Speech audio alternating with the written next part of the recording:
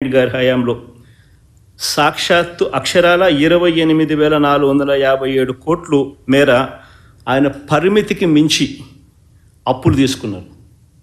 పరిమితికి మించి అంటే ఎఫ్ఆర్బిఎం లిమిట్స్ ఏదైతే రాష్ట్ర ప్రభుత్వాలు హక్కుగా ఏదైతే బారో చేసుకునే కెపాసిటీ ఏదైతే ఉంటుందో ఆ బారో చేసుకునే సొమ్మును ఆ బారో చేసుకునే అప్పు కంటే కూడా చంద్రబాబు నాయుడు ఎక్సీడ్ అయి తాను బారో చేసిన అప్పు 28,457 కోట్ల రూపాయలు.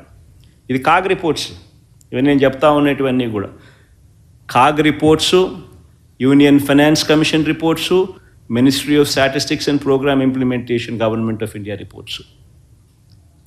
28,457 కోట్ల రూపాయలు చంద్రబాబు నాయుడు గారు తన 5 సంవత్సరాల పాలనలో ఎఫ్ఆర్బిఎం లిమిట్స్ దాటి తాను ఎక్సెస్గా బారో చేస్తే ఆ మేరకు మా ప్రభుత్వ హయాంలో ఆ అప్పులపై కోత పడింది. ఇన్ఫ్యాక్ట్ అది కూడా చంద్రబాబు నాయుడు చేసిన ఎక్సెస్ బారోయింగ్ మా మీద కోత కూడా పడింది.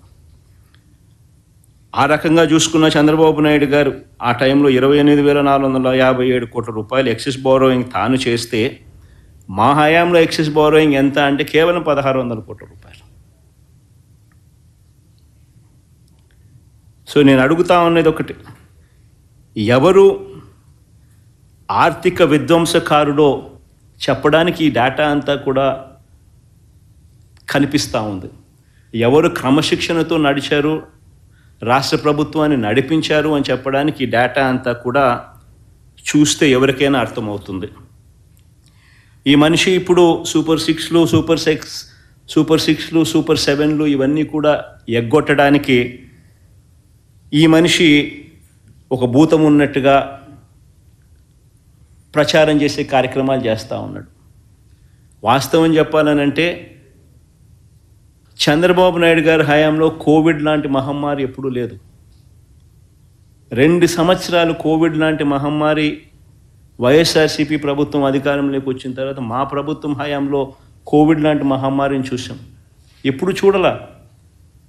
రాష్ట్రానికి సంబంధించిన వనరులు తగ్గిపోయిన పరిస్థితి, అనుకోని ఖర్చులు పెరిగిన పరిస్థితులు, ఒక విచిత్రమైన పరిస్థితి దేశంలో కాదు ప్రపంచంలోనే ఎప్పుడు చూడని కోవిడ్ లాంటి మహమ్మారి 2 సంవత్సరాలు రాష్ట్రాన్ని బట్టి పీడించింది, దేశాన్ని బట్టి పీడించింది, ప్రపంచాన్ని బట్టి పీడించింది. అయినప్పటికీ కూడా చంద్రబాబు నాయుడు గారి హయాంలో వర్సెస్ వైఎస్ఆర్సీపీ హయాంలో అప్పులు ఎవరు ఎక్కువ చేశారు, ఎవరి హయాంలో అప్పులు ఎక్కువ అయ్యాయి అని చెప్పి చూస్తే చంద్రబాబు నాయుడు గారి హయాంలో చంద్రబాబు నాయుడు గారు అధికారంలోకి వచ్చే నాటికి 132,000 కోట్ల అప్పు ఉంటే ఆయన దిగిపోయే నాటికి 3,13,000 కోట్ల రూపాయల అప్పులు తెగాయనంటే కంపౌండెడ్ యాన్యువల్ గ్రోత్ రేటు ఆయన హయాంలో 19.54%. కంపౌండెడ్ యాన్యువల్ గ్రోత్ రేట్ అంటే వార్షిక అప్పుల వృద్ధి రేటు. అదే మా హయాంలోకి వచ్చేసరికి మా 5 సంవత్సరాల్లో 3,13,000 కోట్ల రూపాయల నుంచి 6,46,000 కోట్లకు మా హయాంలో అప్పులు పెరిగాయి అని అంటే కంపౌండెడ్ యాన్యువల్ గ్రోత్ రేట్ 15.61%.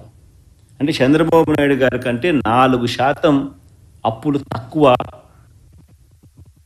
మా హయాంలో జరిగినట్టుగా లెక్కలు క్లియర్గా కనిపిస్తూ ఉన్నాయి. అంటే ఎవరు ఆర్థిక విధ్వంసకారుడు అన్నదానికి ఇవన్నీ లెక్కలే సాక్ష్యం. నేను అడుగుతా ఉన్నది ఒకటి, ఈ 6,46,000 కోట్లకు నాన్ గ్యారంటీ అంటే గవర్నమెంట్కి అసలు మామూలుగా అయితే ఇది బడ్జెట్లోకి కూడా రాదు. ఎందుకనంటే సెంట్రల్ గవర్నమెంట్కి కూడా ఎస్బీఐ ఉంటుంది, సెంట్రల్ గవర్నమెంట్కి కూడా ఐఓసి అనే ఇండియన్ ఆయిల్ కార్పొరేషన్ ఉంటుంది, హెచ్పిసిఎల్ అని ఉంటుంది. వాళ్ళు చేసిన అప్పులు సెంట్రల్ గవర్నమెంట్ ఖాతాల్లోకి రావు. హిందుస్థాన్ పెట్రోలియం కార్పొరేషన్ చేసే అప్పులు సెంట్రల్ గవర్నమెంట్ ఖాతాల్లోకి రావు. ఇండియన్ ఆయిల్ కార్పొరేషన్ చేసే అప్పులు సెంట్రల్ గవర్నమెంట్ ఖాతాల్లోకి రావు. స్టేట్ బ్యాంక్ ఆఫ్ ఇండియా చేసే అప్పులు సెంట్రల్ గవర్నమెంట్ ఖాతాల్లోకి రావు. అవన్నీ పబ్లిక్ సెక్టర్ అండర్టేకింగ్స్, వాళ్ళ అప్పులు చేసేటివి. అవన్నీ నాన్ గ్యారంటీడ్ అప్పులు అంటారు. అంటే స్టేట్ గవర్నమెంట్కు సెంట్రల్ గవర్నమెంట్కు సంబంధం లేదు అప్పులు. అటువంటి అప్పులు కూడా ఏదన్నా ఉంటే రాష్ట్ర ప్రభుత్వానికి ఉండేటి ఏదైనా ఉంటే అవి కూడా తీసుకోండి.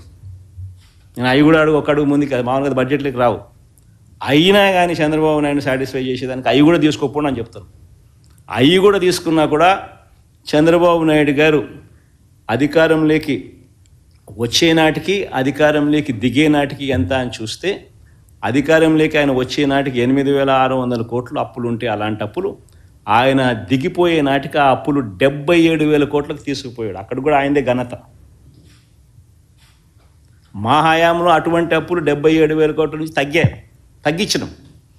ఓ 2,000 కోట్లు 75,000 కోట్లని అక్కడే ఉంది, ముగిసింది. అంటే ఆయన హయాంలో 54.98%